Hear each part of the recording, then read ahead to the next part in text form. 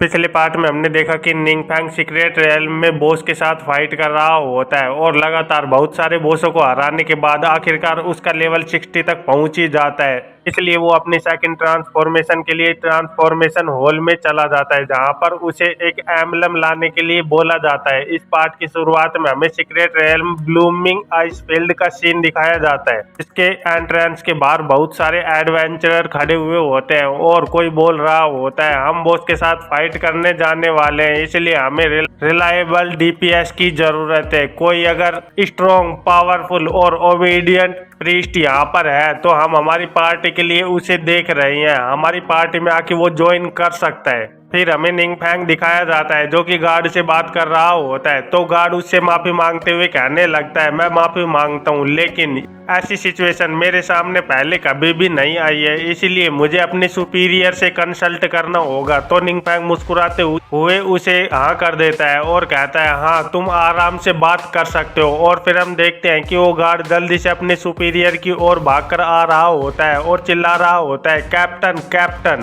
तो उसका सुपीरियर कहने लगता है, आखिरकार तेरे साथ क्या हुआ है जो कि तू इतना ज्यादा हड़बड़ाया हुआ है, आखिरकार मैटर क्या है। तो वो गार्ड बताने लगता है, यहाँ पर हमारे एंट्रेंस के पास में एक यंग मैन आया हुआ है जो कि सीक्रेट रियल्म के अंदर अकेला ही जाना चाहता है। तो उसकी बात को सुनते हुए वो सुपीरियर कहने लगता है, क्या तू मेरे साथ मजाक कर रहा है? क्या तुझे नहीं पता कि मैनेजमेंट ब्यूरो ने जस्ट अभी एक नया रूल अनाउंस किया है, जिसकी वजह से किसी भी सीक्रेट रियल्म के अंदर एंटर करने के लिए एक फॉर्मल गिल्ड का होना जरूरी है। इसीलिए एक पार्टी के अंदर कम से कम 5 लोगों का होना जरूरी है, नहीं तो एंट्री वैलिड नहीं होगी। क्या तू इतनी जल्दी इतना बड़ा रूल भूल गया है? तो गार्ड कहने लगता है, हाँ मैं जानता हूँ, लेकिन। और ये कहते हुए वो अपने हाथ में एक परमिशन कार्ड को बाहर निकालता है और उसे दिखाते हुए कहने लगता है, लेकिन वो यंग मैन वो स्पेशल परमिट इशू करवा कर लेकर आया है मैनेजमेंट ब्यूरो से, जिसकी वजह से वो अकेला सीक्रेट रियल्म को एक्सप्लोर करने की परमिशन रखता है। इसलिए मुझे नहीं पता है कि आखिरकार मुझे क्या करना चाहिए। तो उस एनवेलप को देखकर वो सुपीरियर भी बहुत ज्यादा चौंक जाता है और कहने लगता है, क्या? और फिर वो जल्दी से उस परमिशन के पेपर को चेक करने लगता है, जिसे देखकर उसे पसीने आ रहे होते हैं। और फिर यहाँ से सीन कट होकर हमें निंगफैंग के सामने उसे दिखाया जाता है, जो कि निंगफैंग से बोल रहा होता है, हमारे काम के साथ कॉर्पोरेशन करने के लिए थैंक यू, हमने तुम्हारे परमिट को वेरीफाई कर लिया है, इसलिए अब तुम जा सकते हो। तो इसको सुनते हुए निंगफैंग थैंक यू कहकर वहां से जाने के लिए तैयार हो जाता है। तो उसे जाते हुए देखकर वो सुपीरियर कहने लगता है, आखिरकार ये आदमी कौन है, क्योंकि ये रूल अभी जस्ट ही मैनेजमेंट ब्यूरो ने बनाया था और उसी वक्त पर ये परमिट लेकर आ गया। इसे देखकर ऐसा लग रहा है कि ये स्पेशल परमिट पर्सनली इसी के लिए बनाया गया है। तो वो गार्ड कहने लगता है, हो सकता है कि ये कोई स्पेशल इंस्पेक्टर हो जो कि हायर अप्स ने यहाँ पर भेजा हो। जिसे सुनकर वो सुपीरियर भी बहुत ज्यादा चौंक जाता है। तो वो गार्ड हंसते हुए कहने लगता है, मैं तो बस ऐसे ही मजाक कर रहा था, लेकिन ये हो भी सकता है। तो उसकी बात को सुनते हुए वो सुपीरियर कहने लगता है, सभी के सभी अलर्ट हो जाओ और इस स्थिति को उसे रियल इंस्पेक्टर समझते हुए हैंडल करो। सब कुछ चीजों को दोबारा से चेक करो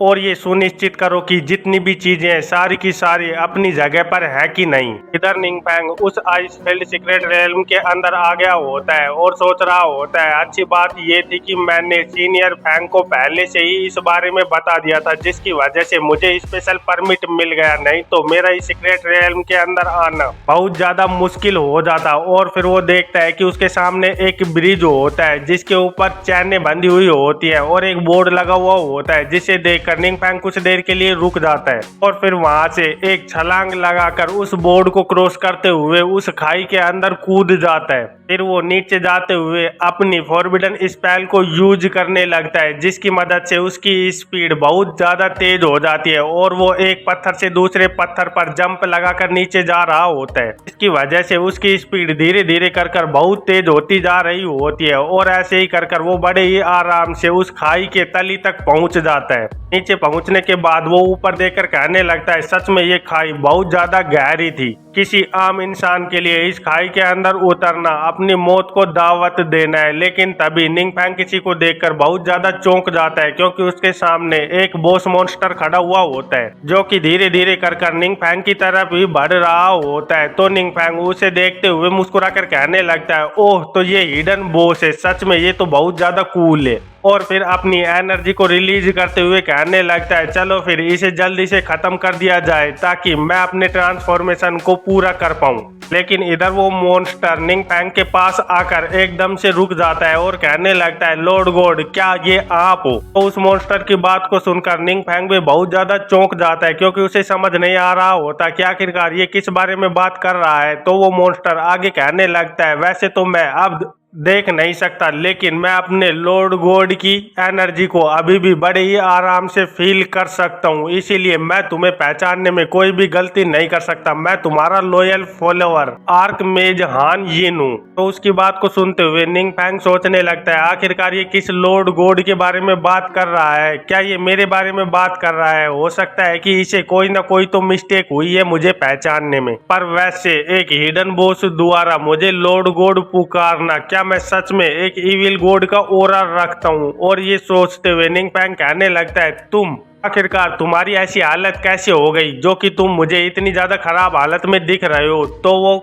मॉन्स्टर कहने लगता है, मैं माफी चाहता हूँ, लेकिन मैं आपको एक्सप्लेन करता हूँ। हमारे ऊपर बाकी के बचे हुए फॉलोअर्स ने अटैक कर दिया था, जिसकी वजह से हमें बहुत ज्यादा भारी कैजुअलिटी का सामना करना पड़ा और मैं भी उस बैटल के अंदर दुश्मनों के हाथों मारा गया। लेकिन समाओ मैं इस जगह पर पहुंच गया और मेरे दिमाग के अंदर एक स्ट्रेंज विस्पर होती रहती है, जैसे कि कोई मुझे बहुत ज्यादा मेंटल टॉर्चर कर रहा हो, जिसकी वजह से मैं अनकंट्रोल होकर किसी को भी मारने के लिए उतारू हो जाता हूँ। लेकिन जैसे ही आप यहाँ पर आए वैसे ही मेरी सेंस बिल्कुल ही सही हो गए हैं। तो उसकी बात को सुनते हुए निंग फैंग सोचने लगता है, मुझे याद है कि ओमनीपोटेंट गॉड ऑफ मैजिक के फॉलोअर्स पर भी अटैक हुआ था। क्या Lord God omnipotent God of magic का कोई दूसरा टाइटल है? और तभी वो मॉन्स्टर बड़ी खुशी से कहने लगता है, लॉर्ड गॉड क्या आप मुझे यहाँ पर बचाने के लिए आए हो? तो निंग फैंग उसे मना करते हुए कहने लगता है, नहीं मैं बिल्कुल भी श्योर नहीं हूँ। इसे सुनकर वो मॉन्स्टर बहुत ज्यादा निराश हो जाता है। तो उसे देखते हुए निंग फैंग सोचने लगता है, सच में इसे देखने में तो ये मुझे बहुत ज्यादा डिसअपॉइंट लग रहा है। और वो उस मॉन्स्टर से कहने लगता है, मैं माफी चाहता हूँ, मैं कोई भी वो लॉर्ड गॉड नहीं हूँ जिसके बारे में तुम बात कर रहे हो। मैं तो जस्ट एक स्टूडेंट हूँ जिसे कि एक मिशन मिला है तुम्हें मारने का। तो निंग फैंग की बात सुनते हुए वो कहने लगता है, क्या आप मुझे मारने के लिए आए हो? और फिर अचानक से वो बहुत ज्यादा खुश होते हुए कहने लगता है, सच में आप यहाँ पर मेरी सफरिंग का एंड करने के लिए आए हैं? तो निंग फैंग उसे मना करते हुए कहने लगता है, मुझे इस बारे में कुछ भी नहीं पता है। तो वो मॉन्स्टर सामने से कहता है, मैं नहीं जानता आखिरकार आपको हुआ क्या है, लेकिन आपको देखने से मुझे ऐसा लग रहा है कि आपकी कुछ मेमोरी पूरी तरह से गायब हो चुकी है। लेकिन मैं अपनी मिस्टेक को एडमिट नहीं करूंगा, चाहे आप कोई लॉर्ड गॉड नहीं हो, लेकिन फिर भी आपकी एनर्जी को देखते हुए आपका लॉर्ड गॉड के साथ बहुत ज्यादा क्लोज रिलेशनशिप लग रहा है। मेरे lord God great master of all law omnipotent magic of God. Ning Fang omnipotent God of magic का नाम सुनकर बहुत ज्यादा चौंक जाता है और कहने लगता है, ओह तो तुम मेरे प्रोफेशन के बारे में बात कर रहे हो, क्योंकि वो भी ओमनीपोटेंट गॉड ऑफ मैजिक के नाम से है। तो निंग फैंग की बात सुनते हुए वो मॉन्स्टर हंसते हुए कहने लगता है, मैं जानता था कि मैं कोई भी मिस्टेक नहीं कर सकता, इसीलिए आगे बढ़ो और मुझे खत्म कर दो। तो उस मॉन्स्टर को देखते हुए निंग फैंग कहने लगता है, क्या यहाँ पर कोई दूसरा रास्ता है जिसकी मदद से मैं तुझे बिना मारे ही एलिमेंटल एम्बलम को हासिल कर पाऊँ? तो निंग फैंग की बात सुनते हुए मॉन्स्टर कहने लगता है, मैं इस बारे में बिल्कुल भी श्योर नहीं हूँ, मैं माफी चाहता हूँ, लेकिन अगर तुम मुझे मारने के लिए इतनी ज्यादा वोरी कर रहे हो तो प्लीज मत करो, क्योंकि डेथ मेरे लिए बहुत ज्यादा रिलीफ की बात है। मैं बहुत समय से यहाँ पर सफर कर रहा हूँ। तो उसकी बात सुनते हुए निंग फैंग भी बहुत ज्यादा सीरियस हो जाता है और फिर उस मॉन्स्टर से कहने लगता है क्या तेरी कोई लास्ट विश है, तू मुझे वो बता सकता है। तो वो मॉन्स्टर कहने लगता है मुझे बहुत टाइम हो गया है आपको देखे हुए, इसलिए मैं आपसे कुछ देर बात करना चाहता हूँ। अगर आप मुझसे कुछ देर बात कर लेंगे तो मैं बिना रिग्रेट के मर सकूंगा। इधर निंग फैंग भी उससे बात करने के लिए राजी हो जाता है और फिर वो दोनों आपस में बात करने लगते हैं। तो निंग फैंग कहने लगता है मुझे तुम्हारे पास्ट के बारे में बताओ। तो वो बताने लगता है पहले के टाइम पर तुम बहुत जल्दी ट्रांसफॉर्म होकर ह्यूमन फॉर्म में आ जाया करते थे और यहाँ मॉर्टल रियल में आकर हमारे साथ खेला करते थे। वैसे तो हम जानते थे कि आप लॉर्ड गॉड हो, लेकिन फिर भी हमें प्रिटेंड करना पड़ता था कि हम आपको नहीं जानते। सच में वो बहुत ज्यादा पेनफुल था। तो निंग फैंग कहने लगता है तुम्हारी बातों से ये बिल्कुल भी गॉड जैसी चीजें तो नहीं लग रही है। तो उसकी बात को सुनकर वो मॉन्स्टर हंसते हुए कहने लगता है हाँ सच में तुम बहुत ज्यादा फ्री स्पिरिटेड आदमी थे। हम सच में आपके साथ खेलकर बहुत ज्यादा खुश रहा करते थे और बिना किसी प्रेशर के बड़े ही आराम से रहा करते थे। लॉर्ड गॉड क्या आप अपनी सिचुएशन के बारे में मुझे कुछ बता सकते हैं। तो निंग फैंग कहने लगता है ऐसा कुछ भी स्पेशल तो नहीं है, मैं तो बस पढ़ाई करता हूँ, लेवल अप करता हूँ और अगर टाइम मिलता है तो गेम खेलता हूँ। और उस मॉन्स्टर को गेम्स के बारे में कुछ भी पता नहीं होता। तो वो कहने लगता है क्या गेम्स। तो निंग फैंग बताता है गेम बहुत ज्यादा अच्छी चीज होती है, चलो इधर आओ मैं तुझे गेम खेलना सिखाता हूँ और हम कुछ राउंड्स खेलेंगे। और तभी निंग फैंग देखता है कि उसके मोबाइल में कनेक्शन नहीं आ रहा होता। तो वो कहने लगता है ओ शिट, सीक्रेट रियल्म के अंदर तो कनेक्शन ही नहीं आता। तभी वो मॉन्स्टर खड़ा होते हुए कहने लगता है हमारे बातें करने का टाइम अब खत्म हुआ, अब आप जिस लिए आए हैं वो काम कर सकते हैं। तो उसकी बात को सुनकर निंग फैंग थोड़ा सा सीरियस हो जाता है। इधर वो बॉस मॉन्स्टर भी निंग फैंग को बड़ी आशा से देख रहा होता है। तो निंग फैंग कहने लगता है हान यिन, अगर फ्यूचर में कभी भी मुझे चांस मिला तो मैं पक्का ही तुम्हारे साथ गेम्स खेलना पसंद करूंगा। तो वो मॉन्स्टर कहने लगता है तो ये एक प्रॉमिस रहा जैसे कि हम पहले किया करते थे और जैसे तुम मॉर्टल वर्ल्ड में आकर मुझसे विजिट किया करते थे। अभी निंग फैंग अपनी स्वाड का एक खतरनाक स्लैश लगाता है जिसकी वजह से वो मॉन्स्टर वहीं पर खत्म हो जाता है और उसे मारने के बाद निंग फैंग बहुत ज्यादा दुखी लग रहा होता है।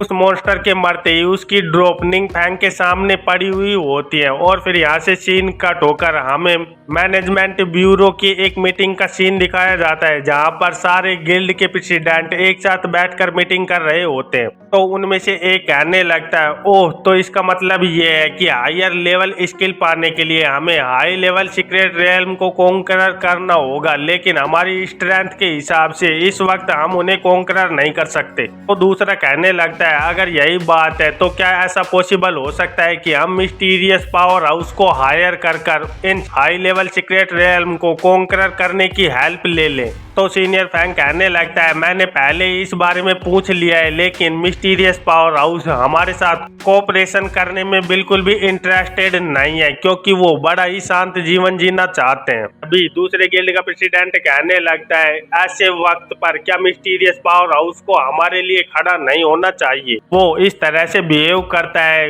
और अपने इंटरेस्ट के हिसाब से ही काम करता है और वो किसी भी रूल से बंधा हुआ नहीं है। क्या तुझे लगता है कि ये सब कुछ सही है।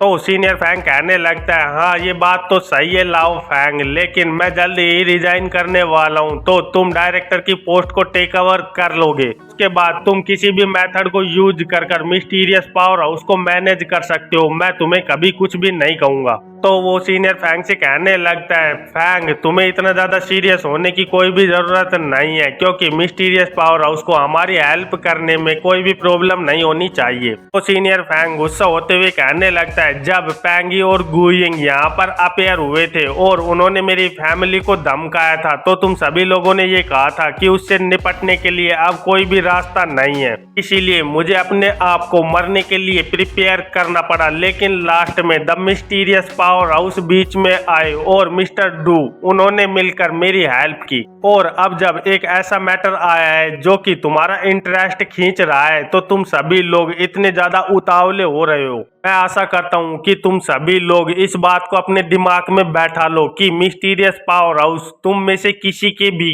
फेवर को ओन नहीं करते हैं, इसीलिए उन्हें कोई भी फोर्स नहीं कर सकता। तो सीनियर फैंग की बात को सुनते हुए दूसरा प्रेसिडेंट सोचने लगता है, शिट, लाओ फैंग ये ऐसा सब कुछ बोल सकता है क्योंकि यही एक ऐसा कैरेक्टर है जो कि बिल्कुल भी सेल्फिनेस नहीं रखता, नहीं तो बहुत पहले ही हमारे वर्ल्ड के अंदर कायोस आ गया होता। और ये सोचते हुए वो सीनियर फैंग से कहने लगता है, सीनियर फैंग, मैंने सुना है कि तुम हाई लेवल सीक्रेट रेल्म को कॉन्करर करने की तैयारी कर रहे हो कुछ ही दिनों के अंदर। तो सीनियर फैंग भी उस बात के लिए हाँ कर देता है। तो वो प्रेसिडेंट कहने लगता है, उस पार्टी के अंदर मेरे लिए भी एक जगह बचा कर रखना। भी दूसरा प्रेसिडेंट कहने लगता है, अगर तुम्हें प्रीस्ट की जरूरत हो तो तुम मुझे अपनी पार्टी में रख सकते हो। तभी तीसरा कहने लगता है, सीनियर फैंग, मैं किसी भी चीज को कैरी करने के लिए तैयार हूँ, इसीलिए आप मुझे भी अपनी पार्टी में रख सकते हैं। इधर उन सभी लोगों की बात को सुनते हुए सीनियर फैंग बहुत ज्यादा एक्साइट हो गए होते हैं, जिसकी वजह से उसके सर पर वापस से आग लगने लगती है और वो सोचने लगता है, डीमन स्पेशल ट्रेनिंग,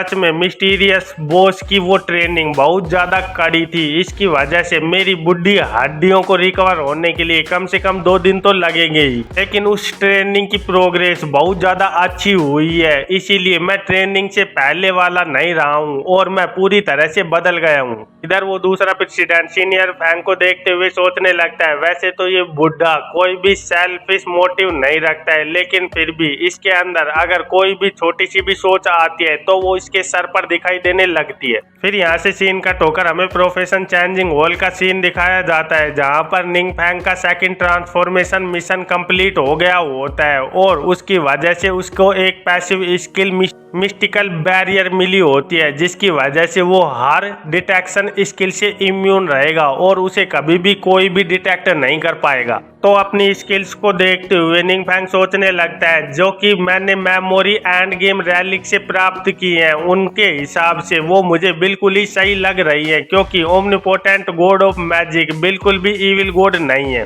वो तो बस अपनी मर्जी से जीना चाहता है, जैसे कि मैं अपनी मर्जी से जीना चाहता हूँ। हान यिन ने मुझे कहा था कि मेरी फीलिंग्स ओमनिपोटेंट गॉड ऑफ मैजिक की जैसी हैं। क्या ऐसा हो सकता है कि ये सब कुछ सिस्टम की वजह से हो रहा हो और हम दोनों एक जैसे होते जा रहे हो? आखिरकार ओमनिपोटेंट गॉड ऑफ मैजिक और सिस्टम के बीच का असली रिलेशनशिप क्या है, मुझे कुछ भी समझ नहीं आ रहा है। और आखिरकार क्यों बहुत टाइम पहले मरा हुआ हान यिन एक सीक्रेट रेल्म के अंदर एक हिडन बॉस बना दिया गया। अभी हम देखते हैं कि निंग फैंग के हाथ में एक पेंडेंट होता है और फिर हमें उस पेंडेंट के बारे में बताया जाता है, Han Yin's pendant accessories quality orange, mental attribute +12, casting speed +15%, speed critical strike +5%, additional spells solid ice wall ice burst. और हान यिन की स्पिरिट डिवाइन पावर की वजह से ब्लेस्ड है, जिसकी वजह से वो पूरी तरह से गायब होने की बजाय इस पेंडेंट से जुड़ चुकी है। और इसी के साथ इस चैप्टर का अंत हो जाता है। तो फिर मिलते हैं एक नए चैप्टर में, तब तक के लिए बाय बाय।